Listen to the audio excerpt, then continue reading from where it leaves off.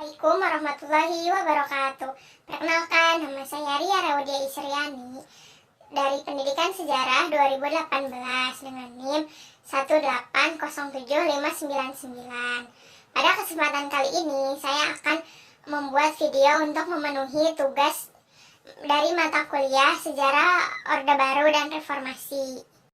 Pada kesempatan kali ini, saya akan menjelaskan materi mengenai krisis moneter 1998.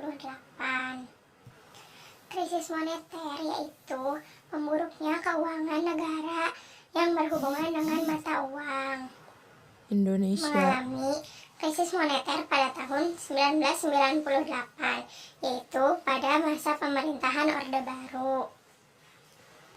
Orde Baru berlangsung selama kurang lebih 32 tahun. Itu pula, pemerintah harus bisa mempertahankan stabilitas ekonomi, sosial, dan politik.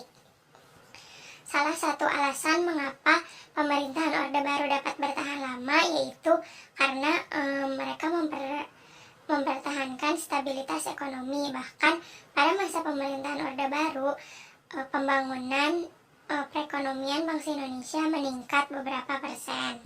Dengan stabilitas ekonomi yang baik, memiliki kepercayaan dari masyarakat sehingga dapat bertahan lama. Nah, itu pula yang terjadi pada masa Orde Baru. Akan tetapi, sebaliknya, apabila suatu pemerintahan tidak dapat mempertahankan suatu ekonomi atau meningkatkan suatu ekonomi, itu akan menjadi malapetaka bagi pemerintahan tersebut. Setelah memerintah selama 32 tahun, akhirnya pada tahun 1998, pemerintahan Orde Baru ini menghadapi krisis moneter yang cukup parah pada saat itu. Krisis ini berawal dari Thailand pada pertengahan tahun 1998 ketika baht mengalami fluktuasi dan melemah. Kemudian merambat ke beberapa negara lain di Asia seperti Malaysia, Singapura, Filipina, Korea Selatan, dan Indonesia. Selain itu juga, pada tahun 1998 ini, swasta memiliki utang kepada asing yang jatuh tempo pada tahun itu, sedangkan persediaan devisa negara semakin menipis. Lalu, pada bulan Juli 1997, beberapa negara melemah nilai mata uangnya terhadap dolar. Begitupun dengan mata uang rupiah. Bahkan pada bulan Agustus 1997, rupiah semakin melemah hingga ke titik Rp13.000 per dolar. Akibat dari terjadinya krisis moneter 1998, yaitu nilai tukar rupiah anjlok. Kemudian harga BBM dan barang-barang naik. Barang-barang kebutuhan, barang-barang sehari-hari itu susah didapatkan karena harganya naik daripada biasanya. Kemudian banyaknya perusahaan-perusahaan yang bangkrut. Karena perusahaan-perusahaan ini banyak yang bangkrut, sehingga banyak karyawan-karyawannya yang di PHK. Sehingga meningkatlah jumlah pengangguran dan angka kemiskinan.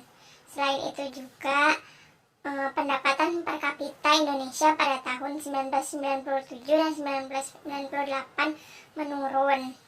Dampak krisis moneter dapat dirasakan oleh seluruh masyarakat Indonesia karena pada saat itu Indonesia sedang dalam keadaan yang cukup kacau karena tidak lagi memiliki rasa percaya terhadap pemerintah.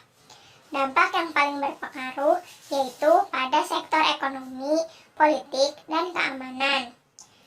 Dampak terhadap sektor politik yaitu berakhirnya pemerintahan Orde Baru yang telah memerintah selama 32 tahun yang dipimpin oleh Presiden Soeharto. Kemudian berganti menjadi era reformasi. Nah, perubahan ini ternyata memberikan berbagai dampak yang cukup besar yang masih bisa kita rasakan sampai saat ini. Dampak terhadap sektor ekonomi yaitu yang awalnya merupakan krisis moneter, kemudian berubah menjadi krisis ekonomi, di mana bahan keperluan sehari-hari harganya semakin meningkat, sedangkan jumlah pengangguran semakin banyak, sehingga perekonomian di Indonesia semakin merosot. Dengan adanya krisis moneter ini menyebabkan pendapatan per kapita bangsa Indonesia ketika saat itu semakin menurun. Yang terakhir yaitu pada sektor keamanan nasional.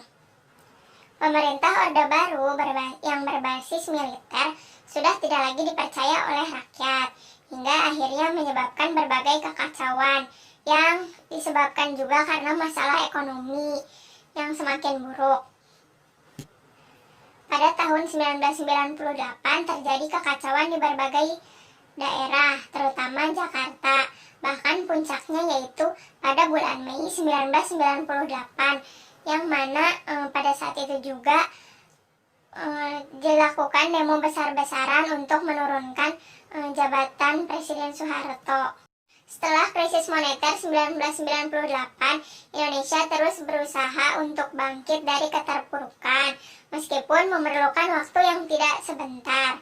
Krisis moneter 1998 menjadikan sejarah perekonomian Indonesia yang tak terlupakan, bahkan sejarah perpolitikan Indonesia. Mungkin hanya itu yang bisa dapat saya sampaikan. Mohon maaf bila ada salah-salah kata. Terima kasih. Wassalamualaikum warahmatullahi wabarakatuh.